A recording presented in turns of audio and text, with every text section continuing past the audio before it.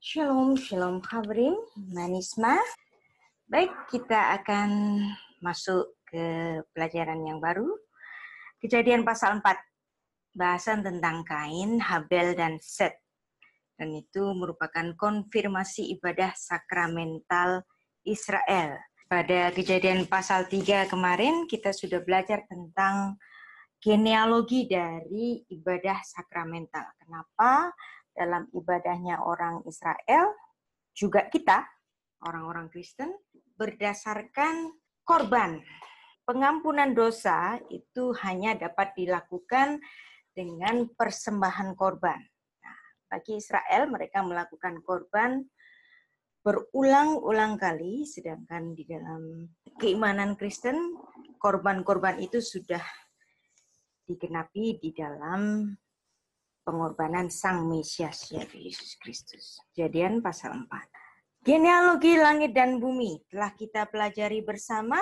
Kejadian pasal 1 yang menceritakan riwayat asal mula dari langit dan bumi ini diciptakan. Kemudian kita sudah mempelajari hal yang paling krusial, yang paling penting, paling hakiki, paling dasar yang harus diketahui oleh orang-orang beriman, bahwa pasal 1 sampai pasal 3 adalah basic dari dasar iman kita.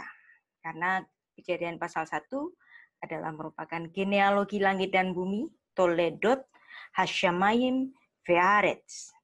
Dan penciptanya adalah Adonai Elohim. Di situ juga terdapat genealogi monoteisme. Anda sudah mengenal kalimat syahadat orang Israel, Shema Israel, Adonai Elohim, Adonai Echad, Ulangan 6 ayat 4. Pernyataan bahwa dengar Israel, Adonai itu Allah kita itu Esa atau satu. Dari mana dasarnya? Dasarnya adalah dari Kejadian 1 pasal 1. Dan itu merupakan genealogi monoteisme. Sudah kita pelajari. Kemudian Kejadian pasal 2, ya, setelah Kejadian pasal 1 bercerita tentang kronologi langit dan bumi termasuk manusia di dalamnya. Kemudian pada laporan kedua, yaitu Kejadian pasal 2, menceritakan detail dari penciptaan manusia. Juga bagaimana perempuan yang merupakan Esher Kenegdo, penolong yang berseberangan dengan Adam, itu diceritakan pada Kejadian pasal 2. Jadi genealogi manusia. Semua manusia di bumi berasal dari Adam, termasuk istrinya Hawa, ya. Semua dari Adam. Kemudian pada Kejadian pasal 3 kita sudah mempelajari juga mengenai genealogi keselamatan. Jadi doktrin keselamatan itu tidak dimulai dari pemahaman Calvinisme versus Arminian. Enggak. Tetapi orang Kristen harus menyadari bahwa doktrin keselamatan, ya, soteriologi, itu harus dimulai dari Kejadian pasal 3. Di mana pada saat itulah Adam itu jatuh ke dalam dosa dan Tuhan sudah mempersiapkan penyelamatannya. Jadi, jika kita bicara mengenai soteriologi, haruslah dimulai dari Kejadian pasal 3. Ya, sudah kita pelajari. Dan kenapa Yesus harus mati? Nah, itu juga dijelaskan dasarnya adalah dari Kejadian pasal 3. Jadi, bukan didasari dari satu teologi yang baru muncul pada abad 16 di Eropa, bukan. Jadi harus dari Kejadian pasal 3. Sehingga kita mengetahui mengapa Yesus harus mati.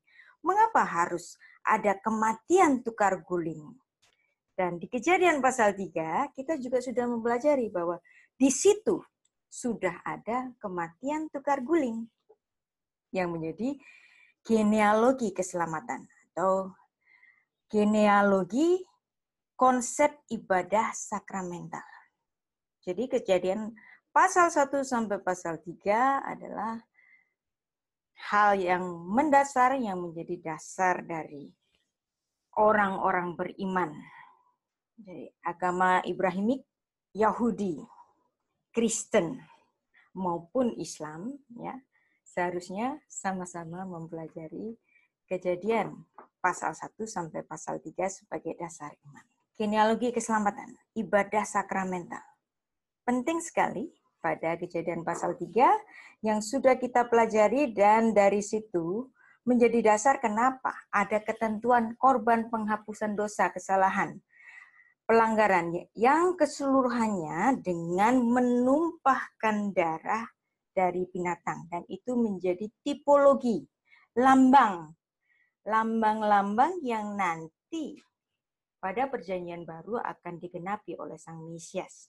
Jadi Musa pada Kejadian pasal 3 ini mempersiapkan satu dasar pemahaman bagi jemaat yang sedang digembalakannya, kenapa mereka harus mempersembahkan korban.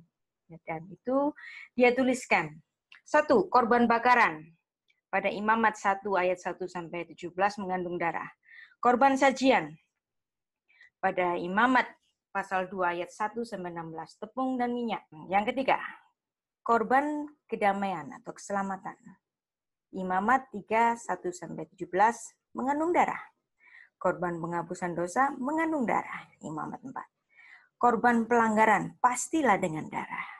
Ada korban pelanggaran untuk orang miskin itu boleh memakai tepung, tetapi dia harus dibakar di atas korban darah binatang orang lain. Karena dia nggak mampu membeli binatang, maka dia boleh pakai tepung. Tapi bukan berarti ini meniadakan darah. Karena tepungnya itu harus diletakkan di atas korban darah orang lain.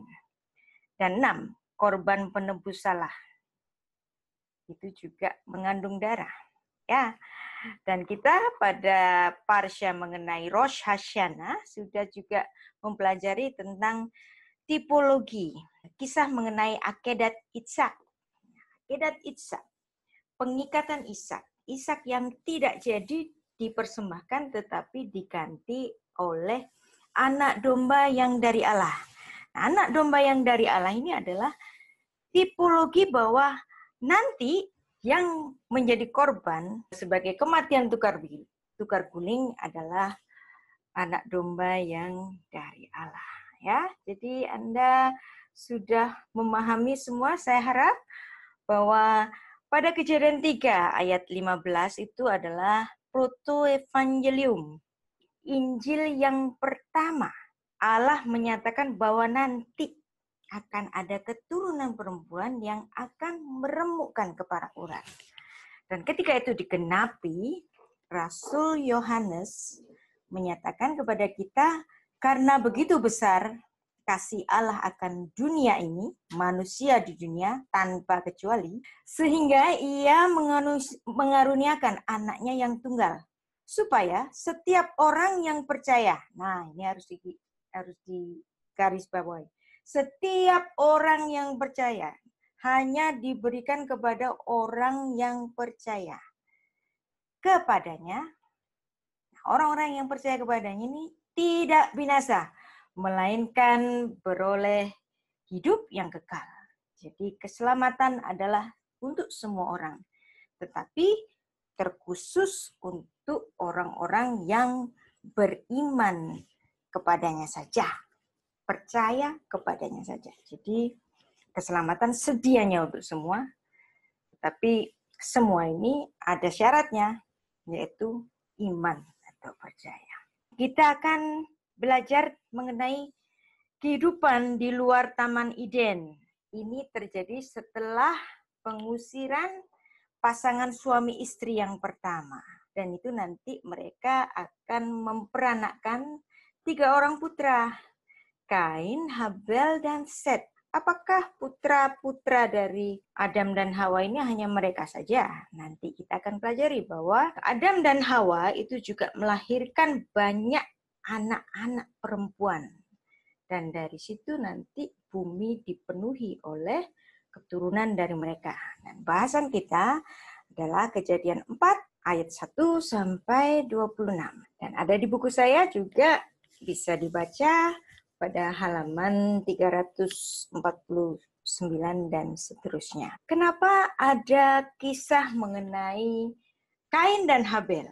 Nah, di sini Musa ya, setelah bercerita tentang adanya tukar guling kematian pada Kejadian pasal 3 yang membuat Adam itu nggak jadi mati, kemudian hal itu harus diulang-ulang kemudian oleh putra-putri mereka. Dan ini nanti dilakukan ibadahnya itu dengan baik oleh Habel. Dan ini bagi Musa kepada jemaatnya kala itu, siapa jemaatnya Musa? Orang Israel kan? Musa dalam ceritanya mengenai Kain dan Habel adalah untuk konfirmasi ibadah sakramental Israel. Jadi pemahaman kematian dibayar kematian. Upah dosa itu mati. Nah, untuk membayar mati ini harus ada kematian. Dan ini nanti dikonfirmasi pada kisah mengenai Kain dan Habel. Kejadian 4 ayat 1 sampai 16 nanti kita pelajari. Kita baca ayatnya yang pertama dulu. Kemudian manusia itu bersetubuh dengan Hawa istrinya. Dan mengandunglah perempuan itu lalu melahirkan Kain. Maka kata perempuan itu, aku telah mendapat seorang anak laki-laki dengan pertolongan Tuhan. Yud-He-Vav-He. Ya, Hashem. Selanjutnya dilahirkannya lah Habel, adik Kain, dan Habel menjadi gembala kambing domba. Kain menjadi petani. Ya, kita baca ayatnya atau ada yang mau praktis reading silakan. Befakasya likro. VH Adam, Yada, et Hava Isto, Fatahar, Fatelet, et Kain, Fatomer, Kaniti, Ish, et Adonai. Metsuyan, bagus sekali membacanya. Terima kasih. Sempurna. Oke, ya. VH Adam, Yada. Dan Adam, Yada.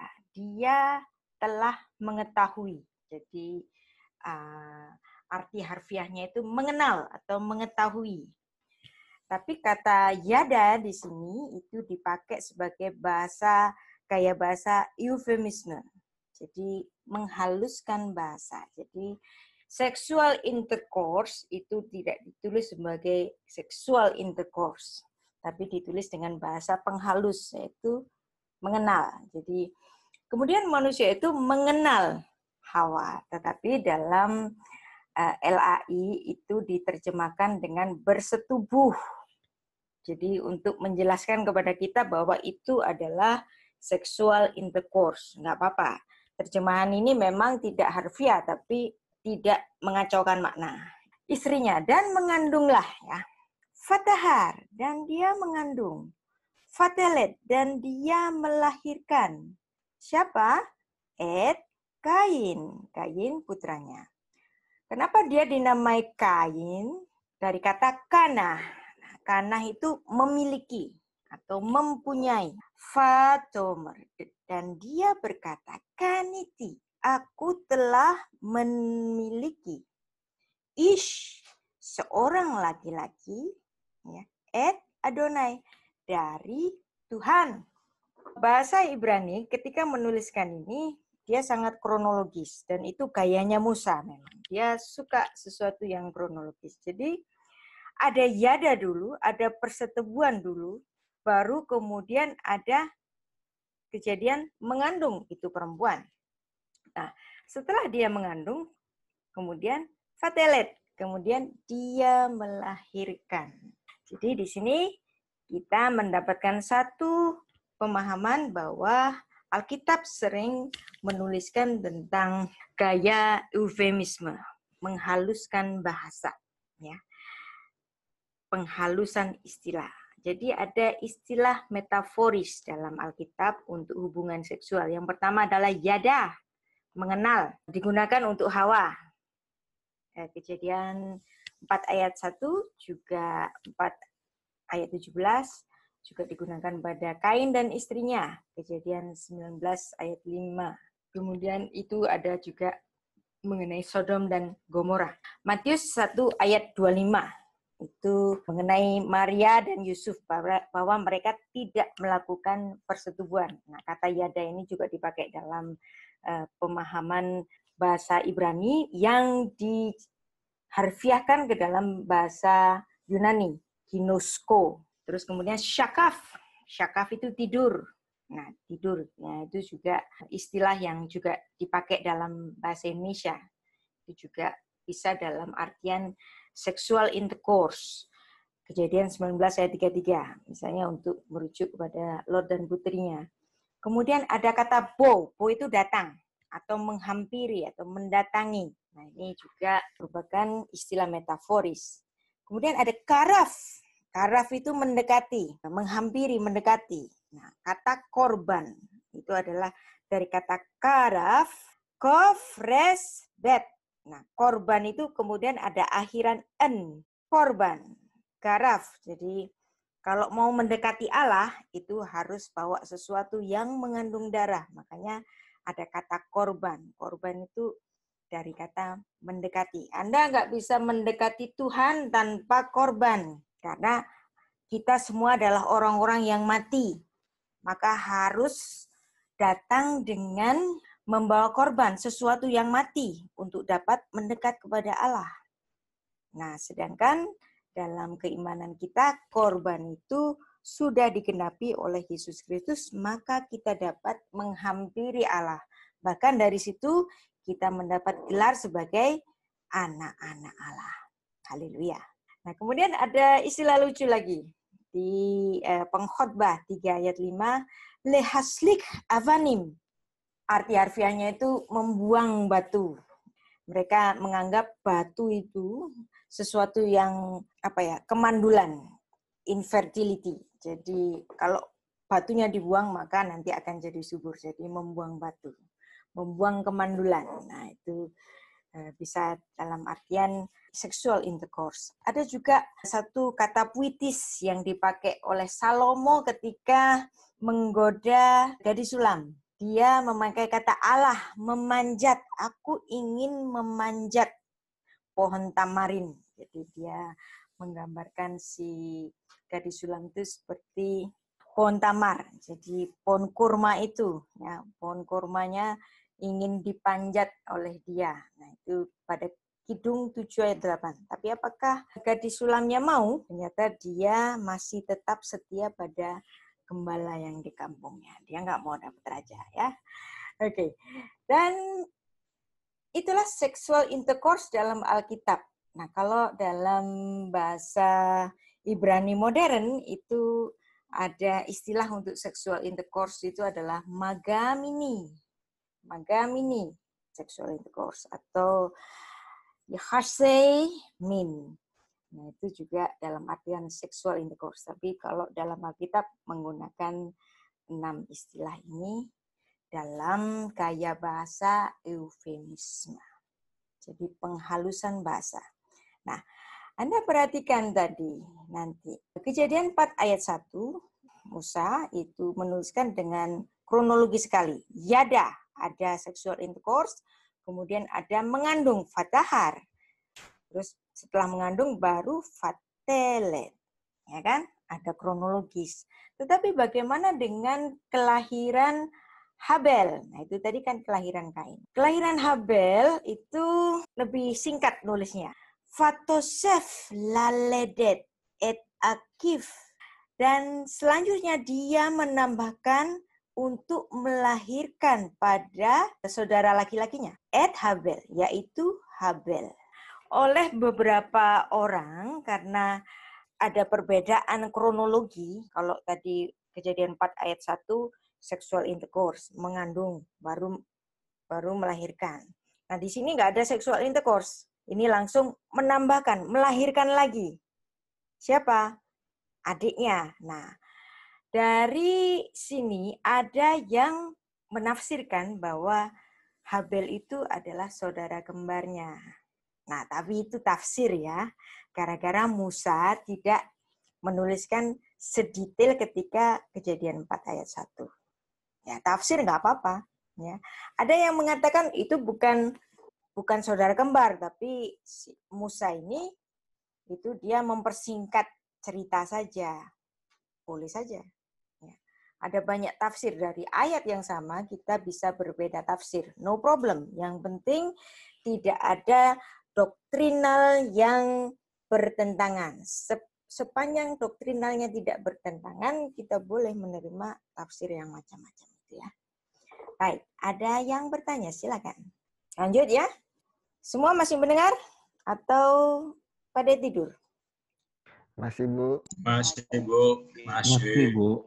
Baik ya, kita dari Kejadian 4 ayat 2 ini diceritakan bahwa Habel dia menjadi gembala. Ro'eh dari kata ra'ah. Ra'ah itu apa? Melihat. Jadi gembala itu melihat atau menggembalakan atau melihat kebutuhan dari domba-dombanya. Ro'eh. Ya. Ro'eh dari apa? Son. Ya, kambing domba. Fekain. Ya. Fekain. Hayah. Oved. Adamah. Hayah. Dia telah menjadi Oved. Apa? Pekerja dari Adamah. Ada yang tahu kata Adamah? Tanah. Oved. Adamah. Pekerja dari tanah. Jadi itu diartikan petani. Jadi Anda melihat di sini bahasa Indonesia tidak selalu menerjemahkan naskah bahasa Ibrani secara harfiah. Enggak apa-apa. Karena kalau ini diterjemahkan harfiah lucu nanti. Nah, dan juga para penerjemah itu selalu mempertimbangkan siapa membacanya. Penerjemah ini dia membayangkan bahwa pembacanya nanti itu adalah anak-anak SD sampai profesor. Dan ini harus dipahami oleh mereka. Jadi penerjemahan kontekstual seperti ini dapat kita benarkan walaupun arti harfiahnya enggak begitu. Bisa diterima ya? Ya, jadi kalau kita melihat ada perbedaan-perbedaan terjemahan, kita harus melihat apa dasar dari naskah bahasa aslinya. Jadi kita nggak boleh langsung mengecam, itu terjemahnya salah. Oke, salah. Tapi kita harus menilai dari mana naskah bahasa aslinya. Sepanjang tidak ada kontradiksi doktrinal, itu bisa kita terima. Dan bagi kita yang sekarang sedang belajar naskah bahasa asli Ibrani, kita belajar itu satu persatu. Nah, inilah yang namanya pembacaan secara pesyat, lurus apa adanya. Kita menerima penerjemahan ini. Tetapi kita juga mempelajari satu persatu makna-makna dari setiap kata dalam Alkitab. Ya, jadi pemahaman kita tentang pesyat itu jangan nanti dipakai untuk menyalah-nyalahkan suatu terjemahan, kecuali memang terjemahan itu memang salah. Jadi jangan dipakai untuk gaya-gayaan gitu ya. Tapi kita betul-betul menelaah suatu ayat dengan arif. Nah, kita lanjut pada penafsiran mengenai persembahan yang tidak diterima oleh Allah. Kenapa Allah tidak menerima persembahan dari Kain? Kenapa Allah menerima persembahan dari Habel? Ada yang menafsirkan bahwa persembahan Kain tidak dikatakan sebagai hasil yang terbaik. Tetapi Habel secara jelas disebutkan bahwa dia memberikan beberapa anak sulung kawanan domba yang digembalakannya, bahkan bagian-bagiannya yang berlemak. Tetapi penolakan Allah kepada persembahan Kain itu bukan soal harganya, bukan soal mutunya, tetapi hakikat kalau datang kepada Allah, garaf, koref, et ha Elohim, pada Allah itu harus membawa korban yang mengandung darah sebagai lambang dari kematian tukar guling. Karena dosa-dosa manusia itu upahnya mati. Maka kalau mendatangi Allah harus membawa korban nyawa sebagai lambang dari ganti kematian itu. Sampai di sini jelas ya. Dan itu juga sudah kita pelajari dari tipologi cawat daun made in Adam yang tidak diterima Allah. Jadi cawat daun made in Adam, kenapa nggak diterima Allah? Karena itu seperti persembahan Kain, tidak mengandung darah. Maka Allah mengajari Adam bahwa cara untuk mendekatinya itu hanya dengan apa? Pakaian kulit binatang yang dari Allah. Jadi dengan yang mengandung darah ini. Nah, binatang ini mati, kemudian kulitnya diambil untuk menutup aib dosa Adam. Silakan Pak Herman, ada pertanyaan. Tanya Bu.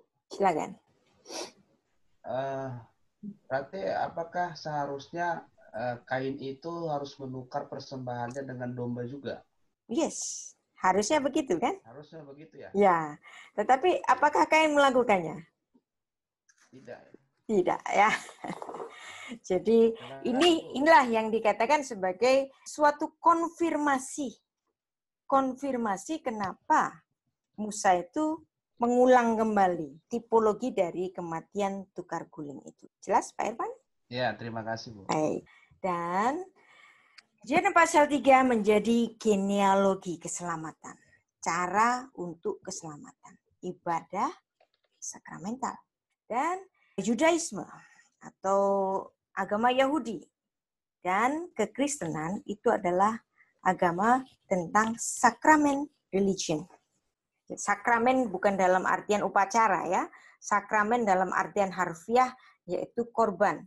Jadi datang kepada Tuhan dengan korban. Jadi Yahudi dan Kristen itu konsep ibadahnya itu ada korban bagi pengampunan dosa. Dan masalahnya itu apa? Apa yang menjadi muasal dari ibadah dengan korban ini?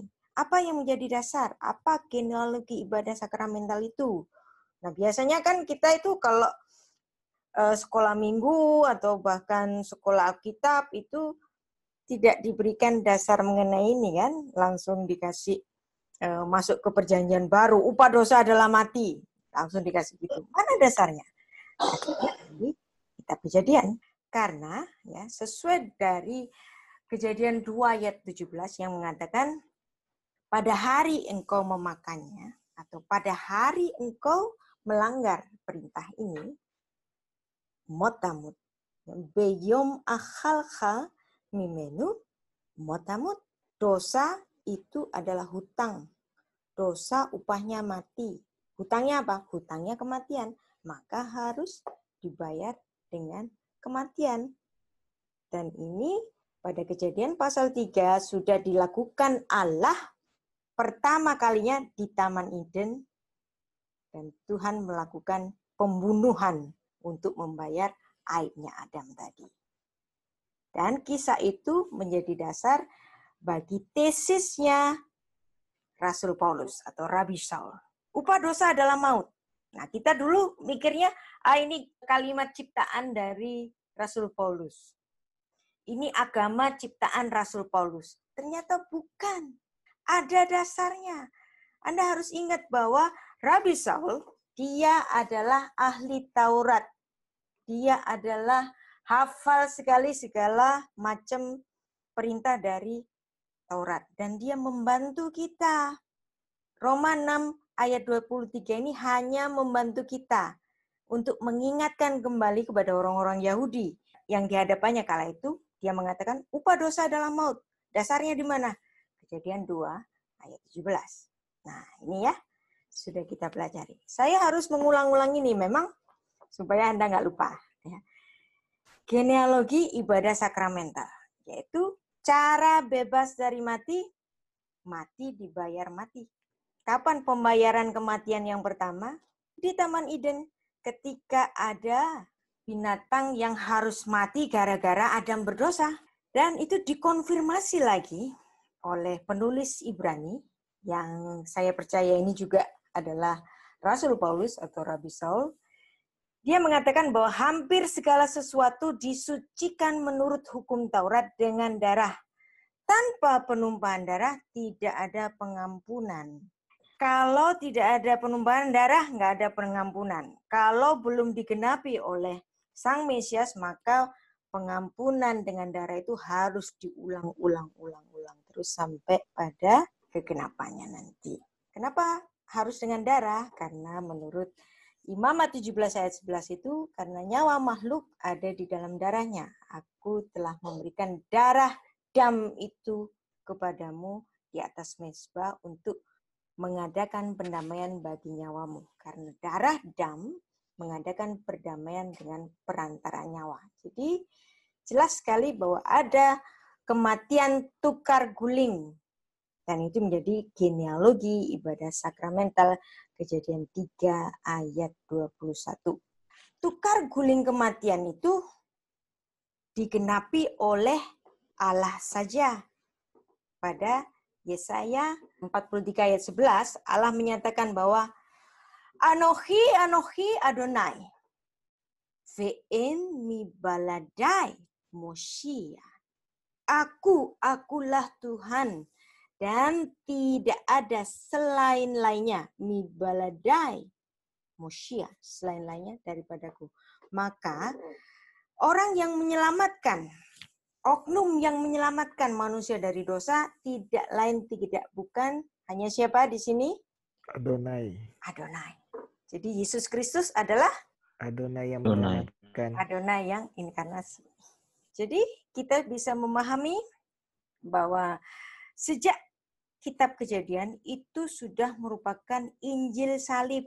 Nah, kok saya bilang Injil salib? Bukankah salib itu baru diperkenalkan gara-gara budayanya orang Romawi, ya? Salib di sini maksudnya itu adalah kematian, adanya korban. Dan itu menjadi kabar baik bagi kita karena korban itu inisiatifnya itu adalah dari Allah sendiri, maka namanya Injil salib. Nah, persembahan dari Habel adalah konfirmasi ibadah sakramental itu tadi. Jelas sampai di sini? Jelas, Bu. Ya. Dan itu kembali Rasul Paulus, penulis Ibrani, memberikan konfirmasi kepada kita bahwa dia persembahan Habel ini konfirmasi ibadah sakramental. Karena iman Habel telah mempersembahkannya kepada Allah korban yang lebih baik daripada korban Kain. Dengan jalan itu, ia memperoleh kesaksian kepadanya bahwa ia benar. Karena Allah berkenan akan persembahannya itu, dan karena iman, ia masih bicara sesudah dia mati. Ia masih bicara sesudah dia mati. Artinya dia mendapat kehidupan enggak? Iya dong. Ya. Jadi di sini ada pengajaran kehidupan setelah mati, karena iman ia masih berbicara sesudah ia mati. Mati apa? Mati di bumi. Tetapi di surga dia mendapatkan kehidupan yang kekal. Konfirmasi bahwa Habel mendapat kehidupan setelah kematian. Paham sampai di sini ya? Oke. Jadi persembahan Kain ditolak. Kenapa? Tidak mengandung darah. Tidak mengandung darah. Persembahan Habel diterima. Kenapa? Mengandung darah. Siapa yang ngajari Habel? Bapaknya. Adam. Bapak ibunya lah. Adam. Ya. Bapak dan ibunya. Dan kita juga sudah mempelajari ketika Adam yang sadar betul bahwa dia melakukan dosa dan upahnya adalah mati, tetapi Tuhan mengatakan ada kehidupan. Pada Kejadian 3 ayat 15, yaitu keturunan dari perempuan itu. Berarti ada harapan kehidupan. Dan dia kemudian dari pernyataan itu, dia berpikir dengan filosofinya yang luar biasa itu, kemudian dia menamai istrinya menjadi apa? Hawa. Istrinya sebelumnya belum dikasih nama, dia hanya dipanggil Isyah. Dari kata ish itu apa? Ish itu laki-laki, jadi manusia, berarti Isyah, manusia betina. Jadi dia cuma ditulis betinanya, si betina itu. Gitu kan, ya. Belum dikasih nama Hawa. Jadi dia dikasih nama Hawa pada Kejadian 3 ayat 20 sebagai konfirmasi bahwa Adam itu mensyukuri akan karunia kehidupan yang diberikan Allah. Luar biasa. Adam ini orangnya pinter sekali ternyata. Dan dia menceritakan ini kepada putranya. Dan putranya mengikutinya. Terus si Kain itu memodifikasi persembahan untuk Allah. Sebenarnya dua-duanya itu orang-orang yang percaya Tuhan, bukan? Orang-orang yang beribadah, bukan? Cuman ibadahnya yang satu salah, nggak mau dikoreksi. Gitu aja. Alkitab Perjanjian Lama itu syarat dengan tipologi. Dan kita harus mengingat bahwa korban itu bukan tindakan menyuap Allah. Saya yakin dan percaya bahwa apa yang diberikan Kain kepada Tuhan itu adalah hasil terbaiknya. Apa kira-kira? Misalnya, kalau dia mempersembahkan gandum, juga gandum yang bagus. Kalau dia mempersembahkan pisang, juga pisang yang bagus. Kalau dia mempersembahkan apa? Apel, jeruk, dan lain-lain, hasil bumi yang lain. Pastilah yang bagus-bagus diberikan kepada Tuhan. Tetapi persembahan kepada Tuhan itu bukan karena Tuhan itu mau disuap, bukan. Tuhan nggak perlu uangmu, Tuhan nggak perlu asetmu, Tuhan nggak perlu dengan apa yang kamu punyai. Tetapi untuk mendekat kepada Allah, karaf, mendekat, itu harus membawa apa? Korban. Korban dari darah binatang yang merupakan lambang dari kematian tukar guling tadi. Korban itu adalah lambang bahwa upah dosa adalah maut dan dibayar dengan korban itu tadi. Jadi konsep orang Semitik mengenai dosa, bahwa dosa adalah hutang. Nah, nanti kita akan pelajari konsep dosa adalah hutang itu ketika Tuhan Yesus mengajarkan doa Bapa kami. Ampunilah hutang kami, seperti kami mengampuni orang lain yang berhutang kepada kami. Nah, itu arti harfiahnya kitab Matius itu seperti itu. Tetapi seperti tadi, ya kalau diterjemahkan harfiah itu yang baca bakal bingung. Maka oleh penerjemah bahasa Indonesia itu menerjemahkan dengan ampunilah kesalahan kami seperti kamu juga mengampuni orang yang bersalah pada kami. Jadi ampunilah dosa kami seperti kami mengampuni orang yang berdosa kepada kami. Tetapi Matius itu menggunakan kata hutang ini tadi yang diterjemahkan oleh Alkitab bahasa Indonesia sebagai kesalahan. Nah, itu pentingnya. Apakah terjemahan LAI ini salah? Enggak salah. Karena kalau diterjemahkan dengan hutang, itu nanti bikin bingung. Itu apa sih? Ampunilah hutang kami seperti kami juga mengampuni orang yang berhutang kepada kami. Maka diterjemahkan secara kontekstual sebagai kesalahan. Nah, ini metode. Berarti kalau KJV itu dia pakai det ya, Bu ya? KJV pakai det. Nah, karena KJV itu dia itu menerjemahkan secara statik. Nah, yang menerjemahkan caranya seperti LAI ini adalah NIV, New International Version. Karena NIV dan LAI ini adalah dari satu lembaga yang sama, dari UBS, United Bible Societies. Jadi keduanya menggunakan cara penerjemahan yang kontekstual. Jadi lebih ditujukan kepada pembaca awam. Nah, kalau mau terjemahan secara statik, boleh silakan. Nah, kita juga belajar statik dan dinamik. Dua-duanya boleh. Saya tidak menyalahkan cara penerjemahan. Tergantung mau siapa yang menjadi tujuan dari pembacanya.